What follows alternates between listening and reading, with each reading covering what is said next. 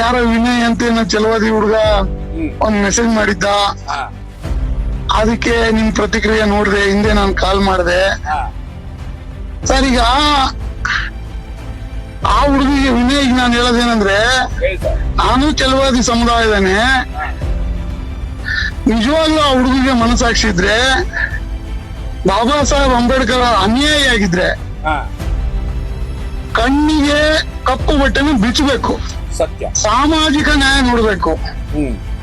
ಕರ್ನಾಟಕದ ಉದ್ದ ಅಗಲಕ್ಕೂ ಕೂಡ ಎಲ್ಲೆಲ್ಲಿ ನಗರಸಭೆ ಇದೆ, ಪುರಸಭೆ ಇದೆ, ಎಷ್ಟು ಜನ ಪೌರ ಕಾರ್ಮಿಕರಿದ್ದಾರೆ, ಅಲ್ಲಿ ಯಾರು ಕೂಡ ಒಬ್ಬ ಚಲವಾದಿನೂ ಪೌರ ಕಾರ್ಮಿಕರು ಕೆಲಸ ಮಾಡ್ತಾರೆ. ಇವರು ಚಲವಾದಿ ಮಾಡ್ತಿರೋರೆಲ್ಲ ಮಾದಿಗ್ರೆ.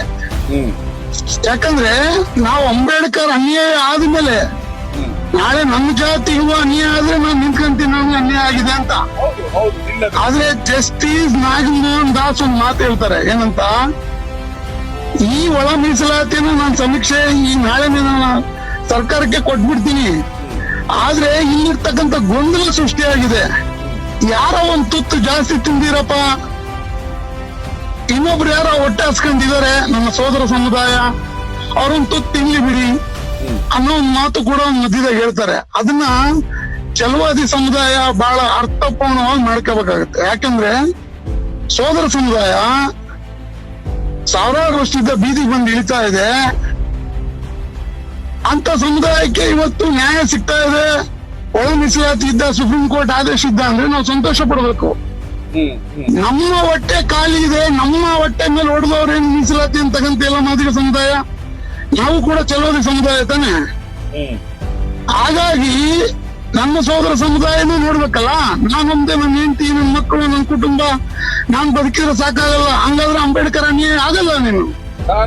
ಹಾಗಾಗಿ ಸರ್ ಒಂದು ಮಾತು, ನೀವು ಚಲವಾದಿ ಸಮುದಾಯಕ್ಕೆ ಸೇರಿದವರಾಗಿ ಮಾದಿಗ ಸಮುದಾಯಕ್ಕೆ ಹೀಗೆ ಮಾತಾಡ್ತಾ ಇರೋದ್ರಿಂದ ನಿಮ್ಮನ್ನ ಬಾಯ್ಕಾಟ್ ಮಾಡಿದ್ರು ಮಾಡಬಹುದು, ಸ್ವಲ್ಪ ಹುಷಾರು ಸರ್. ದಯವಿಟ್ಟು ನಿಮ್ಮ ಬಗ್ಗೆ. ಸರ್ ಆಗಿದೆ ನನ್ನ ಚಿತ್ರದುರ್ಗದಲ್ಲೇ ಕೂಡ ಚಲವಾದಿ ಮುಖಂಡರು ಬಂದು ಕೇಳ್ತಾರೆ, ಅಲ್ಲಪ್ಪ ನಮ್ ಮೀಸಲಾತಿನ ಅವ್ರು ಕಸ್ಕೊಂತಿದ್ದಾರೆ, ನೀನ್ ಅವ್ರ ಜೊತೆ ಹೋರಾಟಕ್ಕೆ ಹೋಗ್ತಿಯಲ್ಲ, ಏನು ಇದು ಲೆಕ್ಕಾಚಾರ ಅಂತ ಕೇಳಿದಾಗ ನಾನು ಅವ್ರಿಗೆ ಮಾತು ಹೇಳ್ತೀನಿ, ಸರ್ ಯಾರು ಮೀಸಲಾತಿನ ಇಲ್ಲಿ ಕಸ್ಕೊಳಕ್ ಬಂದಿಲ್ಲ, ಅವ್ರ ಬೀದಿಲಿ ಹಸ್ಕೊಂಡು ಮಕ್ಕಂಡಿದ್ದಾರೆ, ಅವ್ರ ಹೊಟ್ಟೆ, ಅವ್ರ ಮಕ್ಕಳು, ಅವ್ರ ಜೀವನ ಬೀದಿಗೆ ಬಂದಿದೆ, ಅವ್ರು ಕೇಳೋದ್ರಿಂದ ತಪ್ಪೇನಿದೆ, ಅವ್ರ ಜೊತೆ ಕೈ ಜೋಡಿಸೋದ್ರಿಂದ ಏನ್ ತಪ್ಪಿದೆ? ಇವತ್ತು 6% ಚಲವಾದಿ ಸಮುದಾಯಕ್ಕೆ ಸಿಕ್ತು, ಅವ್ರು ಹೋರಾಟದಿದ್ದ, ಮಾದಿಗರು ಹೋರಾಟದಿದ್ದ ಸಿಕ್ಕಿದೆ. ನಾನು ಎಲ್ಲಿ ಬೇಕಾದ್ರೆ ಹೇಳ್ತೀನಿ ಮಾತ್ನ. ಹಿಂಗಂತ ಚಲವಾದಿ ಸಮುದಾಯಕ್ಕೆ ಅನ್ಯಾಯ ಆಗಿಲ್ಲಲ್ಲ, ನಾನ್ ಬಹಿರಂಗ ಹೇಳ್ತೀನಿ ಮಾತ್ನ. ನನ್ನ ಸಮುದಾಯಕ್ಕೆ ಅನ್ಯಾಯ ಮಾಡಿಲ್ಲಲ್ಲ ಮಾದಿಗ ಸಮುದಾಯ.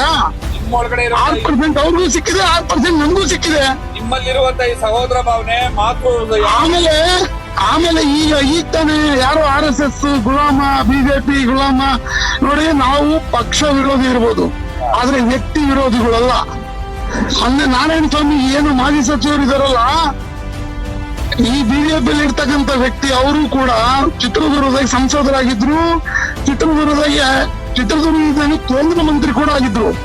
ಆ ವ್ಯಕ್ತಿ ಸುಪ್ರೀಂ ಕೋರ್ಟ್ ವರೆಗೂ ಕೂಡ ಈ ಕೇಸನ್ನು ತಗೊಂಡೋಗಿ ತನ್ನ ಸಂಪನ್ಮೂಲ ಎಲ್ಲ ಖರ್ಚು ಮಾಡಿ, ಯಾವ ವ್ಯಕ್ತಿಗೂ ಕೂಡ ನಾನು ಖರ್ಚು ಮಾಡಿದೀನಿ ಅಂತ ಹೇಳಿಲ್ಲ. ಆ ವ್ಯಕ್ತಿ, ಅವರಿಗೆ ನಾನು ಅಭಿನಂದನೆ ಸಲ್ಲಿಸ್ತೀನಿ. ಯಾಕೆ ಗೊತ್ತಾ? ಸಮುದಾಯಕ್ಕೋಸ್ಕರ ಮಾಡ್ರಿ ಅಂತ ಹೇಳೋದು. ಯಾರು ಹೊಟ್ಟೆ ಹಸ್ಕೊಂಡಿದ್ದಾರೆ ಅವ್ರಿಗೆ ಊಟ ಕೊಡ್ರಿ ಅಂತ ಹೇಳ್ತಾ ಇದೆ, ಸಾಮಾಜಿಕ ನ್ಯಾಯ ಕೊಡ್ರಿ ಅಂತ ಹೇಳುತ್ತೆ. ನೀವು ಈ ಸಂವಿಧಾನನ ಪ್ರತಿಯೊಂದು ಆರ್ಟಿಕಲ್ ತೆಗೆದು ನೋಡ್ತಾ ಹೋದ್ರೆ ಎಲ್ಲಾ ಆರ್ಟಿಕಲ್ ಹೇಳೋದು ಒಂದೇ, ಸಾಮಾಜಿಕ ನ್ಯಾಯ ಅಂತ. ಇಲ್ಲಿ ಒಲೆರು ಮಾದಿಗಿರು ಅಂತಲ್ಲ, ಯಾರು ಹೊಟ್ಟೆ ಹಸ್ತಿದೆ ಅದು ಊಟ ಕೊಡಿ ಅಂತ. ಸತ್ಯ ಇದು ಬಂದಿದೆ ಸಮುದಾಯ, ನಮ್ ಕಣ್ಣಿಗೆ ನೋಡ್ತಾ ಇದೀವಿ ಎಷ್ಟೋ ಸಮುದಾಯಗಳನ್ನ. ನಾನೇ ಇದೊಂದು ಉದಾಹರಣೆ ಕೊಡ್ಲಿ. ವಿನಯನ ಹುಡುಗ ಕರ್ನಾಟಕದಲ್ಲಿ ಒಬ್ಬ ಪೌರ ಕಾರ್ಮಿಕರನ್ನ ತೋರಿಸ್ಲಿ, ಪೌರ ಕಾರ್ಮಿಕರನ್ನ ಚಲವಾದಿ ಸಮುದಾಯ ಹಂಗಂತ ಮಾಡ್ಬೇಕು ಅಂತಲ್ಲ. ಬಾಬಾ ಸಾಹೇಬ್ ಅಂಬೇಡ್ಕರ್ ಅವರು ಮಾತಾಡಿದಾರೆ ಏನಂತ, ಯಾವಾಗ ದೇವಸ್ಥಾನದಲ್ಲಿ ಇರ್ತಕ್ಕಂಥ ಪುರೋಹಿತ, ಪೂಜಾರಿ, ನಗರಸಭೆಯ ಪೌರ ಕಾರ್ಮಿಕನಾಗಿ ಕೆಲಸ ಮಾಡ್ತಾನೋ, ಪೌರ ಕಾರ್ಮಿಕ ಯಾವಾಗ ಎಂತ ಹೋಗ್ತಾನೋ ಅವತ್ತು ನಾನು ಸಾಮಾಜಿಕ ನ್ಯಾಯ ಸಿಕ್ಕಿದೆ ಅಂತ ಈ ದೇಶಕ್ಕೆ ಅನ್ಕೊಂತೀನಿ ಅಂತ ಒಂದು ಮಾತು ಹೇಳಿದ್ದಾರೆ. ಅಂಬೇಡ್ಕರ್ ಅನ್ಯಾಯ ಆದ್ಮೇಲೆ ಇಂಥ ನೋವು ಕಷ್ಟ ಎಲ್ಲಾ ರೀತಿನೂ ಬರುತ್ತೆ, ಅದನ್ನ ಸುಧಾರಿಸ್ಕೋಬೇಕಾಗುತ್ತೆ. ನೀವು ಕೊಡ್ತಾ ಇರೋದು ನಿಮ್ಮ ಸಮುದಾಯಕ್ಕೋಸ್ಕರ 40 ಲಕ್ಷ ಜನ ಇವತ್ತು ಬೀದಿ ನೋಡ್ತಾ ಇದೆ, ಇವತ್ತು ಲೈವ್ ನೋಡ್ತಾ ಇದೆ. ವಿರೋಧಿಗಳಿದ್ದಾರೆ, ಸಮಾಜ ವಿರೋಧಿಗಳು, ಸಮಾಜ ಘಾತಕರಿದ್ದಾರೆ, ಎಲ್ಲ ಪಕ್ಷದಲ್ಲಿದ್ದಾರೆ, ಇಲ್ಲಂತ ಹೇಳಲ್ಲ.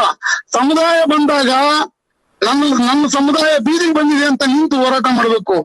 ಭಾಸ್ಕರ್ ಪ್ರಸಾದ್ ಅವರು SDP ಯಾರು ನಮ್ಮ ವಕೀಲರು ಬಿಜೆಪಿನ, ನಾರಾಯಣ ಸ್ವಾಮಿ ಬಿಜೆಪಿನ, ಈ ತರ ನೋಡಬಾರ್ದು. ಪಕ್ಷಾತೀತವಾಗಿ ಕೆಲಸ ಮಾಡ್ಬೇಕು. ಸಮುದಾಯ ನಿಲ್ಲಿಸುತ್ತೆ. ಯಾರು ಇಲ್ಲಿ 1000 ವರ್ಷ ಬದುಕಕ್ ಬಂದಿಲ್ಲ. ಇವತ್ತಿರ್ತೀವಿ, ನಾಳೆ ಹೋಗ್ತೀವಿ, ನಾವು ಊರಿಗೆ ಹೋಗ್ತೀವಿ ಅನ್ನೋದು ನಮ್ಗೆ ಗ್ಯಾರಂಟಿ ಇಲ್ಲ. ಆದ್ರೂ ಕೂಡ ಈ ದೇಶದ ಸಂವಿಧಾನ ಏನ್ ಹೇಳುತ್ತೆ, ಸಾಮಾಜಿಕ ನ್ಯಾಯ ಕೊಡ್ರಿ. ಯಾರೇ ಆಗಿರ್ಲಿ, ಯಾರೇ ಕೊಟ್ಟ ಕಡೆ ವ್ಯಕ್ತಿ ಆಗಿರ್ಲಿ ಈ ದೇಶದಲ್ಲಿ, ನಾಳೆ ಮಾದಿಗ ಸಮುದಾಯ ಹೊಟ್ಟೆ ತುಂಬಾ ಮೀಸಲಾತಿ ತಿಂದ್ಮೇಲೆ ಇನ್ನೊಬ್ರಿಗೆ ಮೀಸಲಾತಿ ಬೇಕಂದ್ರೆ ಅವ್ರ ಮೀಸಲಾತಿ ಕೊಡ್ಲಿ, ಕಮ್ಮಿ ಮಾಡಿ. ಆದ್ರೆ ಹಚ್ಕೊಂಡಿದೆಯಲ್ಲ ಸಮುದಾಯ, ಕೊಡ್ಲಿ ಬಿಡಿ. ಕೆಲವಾದಿ ಸಮುದಾಯದ ಏನೋ ಮೀಸಲಾತಿ ತಗೊಂತಿಲ್ಲಲ್ಲ ಇಲ್ಲೆಲ್ಲೂ. ಈಗ ಕೆಲವಾದಿ ಸಮುದಾಯದ ಮೀಸಲಾತಿ ಕಸ್ಕೊಂಡು ಅವ್ರ ಹೊಟ್ಟೆ ತುಂಬ್ಕೊಂಡಿದ್ರೆ ತಪ್ಪು. ಈಗ ತಾನೇ ಹೇಳಿದ್ರಲ್ಲ ವಕೀಲರು, ಎಲ್ಲ ಕಡೆ 9 ಜನ, 10 ಜನ, 11 ಜನ, 12 ಜನ, ಇಲ್ಲಿ ಮಾದಿಗರು 1, 2 ಪರಿಸ್ಥಿತಿ ಹಂಗೆ ಇದೆ. ಅದು ನಿಜಾನೇ. ಅದು ಸಾಮಾಜಿಕ ನ್ಯಾಯ ಕೊಡ್ಲಿ, ಸಾಮಾಜಿಕ ನ್ಯಾಯ ಸಿಗ್ಲಿ. ಒಳ ಮೀಸಲಾತಿನ ಯಾಕೆ ನೆನಗುದ್ದಿ ಯಾಕಂತಿದೆ ಈ ಸರ್ಕಾರ? ಅವ್ರ ಉದ್ದೇಶ ಏನು? ಆಗ್ಲಿ ಸರ್. ಎಲ್ಲರೂ ಸತ್ತ ಮೇಲೆ ಕೊಡ್ತಾರ ಮೀಸಲಾತಿನ? ಮೀಸಲಾತಿ ಅನ್ನೋದು ಎಲ್ಲರಿಗೂ ಸಾಮಾಜಿಕ ಹಕ್ಕು, ಅದು ನಮ್ಮ ಕರ್ತವ್ಯ ಕೂಡ. ಏನೋ ಈ ಮಾದೇವಪ್ಪರ ಮನೆ ಐತೆ ಅಂತ ಕೊಡ್ತಾರಲ್ಲ, ಮುನಿಯಪ್ಪರ ಮನೆ ಐತೆ ಅಂತ ಕೊಡ್ತಾರಲ್ಲ, ಸರ್ಕಾರ ತಾನೆ ಅದು, ನಮ್ಮ ಹಕ್ಕು ಅದು, ಕೊಡ್ಲಿ ಅಂತ ಹೇಳೋದು. ಮಾದಿಗ ಸಮುದಾಯ ಬೀದಿಲಿದೆ, ಕೊಡಿ. ಮೀಸಲಾತಿ ಜಾರಿ ಮಾಡ್ತೀವಿ ಅಂತ ಓಟ್ ತಗೊಂಡಿದ್ರ, ಕೊಡಿ. ಅವ್ರು ಯಾರೋ ಈ ಹಿಂದೆ ಇರ್ತಕ್ಕಂಥ ನಿಮ್ಮ ಹೋರಾಟನ ಎಷ್ಟೋ ವಿದ್ಯಾವಂತರು, ಆಮೇಲೆ ಏನು ಉದ್ಯೋಗ ಏನ್ ಸರ್ಕಾರಿ ನೌಕರಿ ಇದಾರೆ, ಇವರೆಲ್ಲ ಕೂಡ ಸಮುದಾಯನ ಟೈಮ್ ಬಂದಾಗ ಈ ಹೋರಾಟ ಮಾಡ್ತಿದಾರಪ್ಪ ಭಾಸ್ಕರ್ ಪ್ರಸಾದ್ ಅಂದ್ರೆ, ಇನ್ನೊಬ್ಬನೇ ಅವನೋ ಮೀಡಿಯಾದ ಬರೋನು 2 ಕೋಟಿ ರೂಪಾಯಿ ಖರ್ಚಾಗಿತ್ತಂತೆ. ಇದು ಹೋರಾಟಕ್ಕೆ 2 ಕೋಟಿ ಭಾಸ್ಕರ್ ಪ್ರಸಾದ್ ಅವರು ಇತ್ತ, 2 ಕೋಟಿ ದೇಣಿಗೆ ಬಂತು. ಆ ದುಡ್ಡಲ್ಲಿ ಇವ್ರು ಮಾಡಿದ್ರು. RSS ನವ್ರು ದುಡ್ಡು ಕೊಟ್ರು, ಬಿಜೆಪಿ ಅವ್ರು ದುಡ್ಡು ಕೊಟ್ರು. RSS ನವರು ಬಿಜೆಪಿ ಅವ್ರ ಮನೆಗೆ ಹೋಗಿ ಹೇಳಿದ್ದಾರೆ, ಸರ್ ಇಷ್ಟು ದುಡ್ಡು ಕೊಟ್ಟಿವಿ ಅಂತ. ಆಗ್ಲಿ sir, thank you sir, thank you sir. ನಿಮ್ಮ ಈ ವಿಚಾರ, ನಿಮ್ಮ ತಾಯ್ತನ, ನಿಮ್ಮ ಈ ಸಹೋದರ ಭಾವನೆ ನಮ್ಮ SC ಮಹದೇವಪ್ಪನವ್ರಿಗೆ 10% ದಕ್ಕಿದ್ರು ಕೂಡ ನಾವು ಈ ಹೋರಾಟ ಮಾಡುವಂತ ಅಗತ್ಯ ಇರ್ತಿರ್ಲಿಲ್ಲ. ಸರ್ ಖಂಡಿತವಲ್ಲ SC ಮಹದೇವಪ್ಪರಿಗೆ ಇದು ಅರ್ಥ ಆಗ್ಬೇಕು. ನೋಡಿ, ಅವ್ರ ಮಗನು ಕೂಡ ನಾಳೆ ನಾನ್ CM ಕ್ಯಾಂಡಿಡೇಟ್ ಅಂತಾರೆ. ಖರ್ಗೆನು ಕೂಡ, ಖರ್ಗೆ ಮಗರು ಕೂಡ CM ಕ್ಯಾಂಡಿಡೇಟ್ ಅಂತಾರೆ. ಪ್ರಿಯಾಂಕ ಖರ್ಗೆ ಮಗ, ಪ್ರಿಯಾಂಕ ಖರ್ಗೆ ಅವ್ರಿಗೂ ಕೂಡ, ಖರ್ಗೆ ಅವ್ರಿಗೂ ಕೇಳ ನನ್ ಮನವಿ ಮಾಡೋದಿಷ್ಟೇ. ನಾನು ಆ ಸಮುದಾಯದಲ್ಲಿ ಹುಟ್ಟಿದೀನಿ, ಆದ್ರೆ ಅವ್ರಿಗೂ ಕೂಡ ಕೇಳೋದಿಷ್ಟೇ, ಇದನ್ನ ಮಲ್ಲಿಕಾರ್ಜುನ್ ಖರ್ಗೆ ಅವರೇ ಬಂದು ಮೀಸಲಾತಿನ ಜಾರಿ ಮಾಡಿ ನನ್ನ ಸೋದರ ಸಮುದಾಯಕ್ಕೆ ಅನ್ಯಾಯ ಇದೆ ತಗೊಳಪ್ಪ ಅಂತ ಕೊಡ್ಬೇಕು ಅವರು. ಯಾಕೆ ಪ್ರಿಯಾಂಕ ಖರ್ಗೆನ ನಾಳೆ ಮುಖ್ಯಮಂತ್ರಿ ಮಾಡ್ಬೇಕಂತ ಆಸೆ ಹೊತ್ತಿದಾರಲ್ಲ, ಕೆಲವೊಂದು ಒಂದು ಓಟ್ ಹಾಕಿ ಬಿಟ್ರೆ ಸಾಕ? ಮಾದಿಗ ಸಮುದಾಯದ ಓಟ್ ಬೇಡವಾ? ಓಟ್ ಬೇಕು. ನಿಮ್ ರಾಜ ಆಗ್ಬೇಕು, ರಾಜನಾಗ ಕನಸು ಐತೆ. ಆದ್ರೆ ಸಮುದಾಯಕ್ಕೆ, ನನ್ನ ಸೋದರ ಸಮುದಾಯಕ್ಕೆ ನೀವು ಅನ್ಯಾಯ ಮಾಡ್ಬೇಕಂತ ನಿಲ್ತಾ ಇಲ್ಲ. ನಿಮ್ ಕೈಲಿ ಇದೆಯಲ್ಲ ಈ ಅಧಿಕಾರ. ಬಿಜೆಪಿಯಲ್ಲಿ ಇಲ್ಲ ಅಧಿಕಾರ, ಕಾಂಗ್ರೆಸ್ ಅಲ್ಲಿ ಇದೆ ಅಧಿಕಾರ. ಮಲ್ಲಿಕಾರ್ಜುನ್ ಖರ್ಗೆ ಕೈಲಿ ಇದೆ ಈಗ. ಇಂಪ್ಲಿಮೆಂಟ್ ಮಾಡ್ಬೇಕಲ್ಲ. Okay sir, thank you. Congress high command ಕೂಡ ಅವರೇ ಅಲ್ವಾ? ತುಂಬಾ ಫೋನ್ಗಳು ಬರ್ತಾ ಇದೆ, 10 ನಿಮಿಷ ಆಗಿದೆ.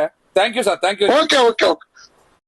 ದ ವಾಯ್ಸ್ ಆಫ್ ಮಾದಿಗ, ನಿಮ್ಮಿಂದ ನಿಮಗಾಗಿ, ಸತ್ಯದ ಪರವಾಗಿ, ಸಮಾನತೆಯ ಹಾದಿಯಲ್ಲಿ.